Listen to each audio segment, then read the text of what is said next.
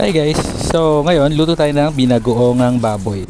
So yun yung ginawa ko guys, no? Pirinito ko muna yung talong separately, then itong separate na kawali, niluto ko naman yung baboy. So yun yung ingredients guys, check nyo na lang. And so makikita nyo naman sa video kung anong ginawa ko. So ginisa ko muna, sibuyas, bawang, and then after that, nilagay ko yung ating pork.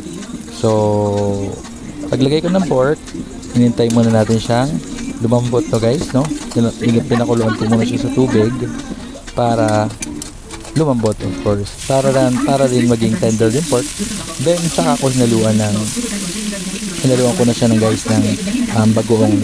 So may bagoong kasi dito sa bahay na bigay yung pinsan ko, so yun yung nilagay ko.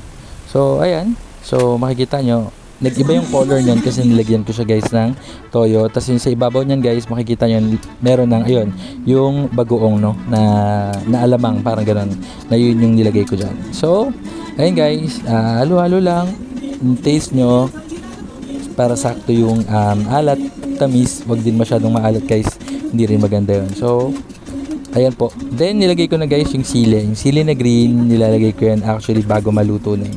So para lang mas lalong sumingaw or mas lumasa yung pagkain. Masarap talaga guys pag may sili. So ayan, after a while iniga ko lang yan. So ayan, nilapit ko guys para mas makita nyo guys, no. So dyan guys, nagmamantika na yung baboy natin, no. So ang sarap niyan lalo guys sa ibabaw ng kanin, Diyos ko, ang sarap po niyan, no. So makikita dyan yung sili. Naglagay din ako dyan guys ng siling red, no, para medyo may kagat ng konti. And then after that, ayun lang guys, then nilagay ko na siya sa maayos na lalagyan para na sa plating, no. So kasi kakain na rin. Ayan guys, luto na siya. Thanks for watching guys. Salamat po.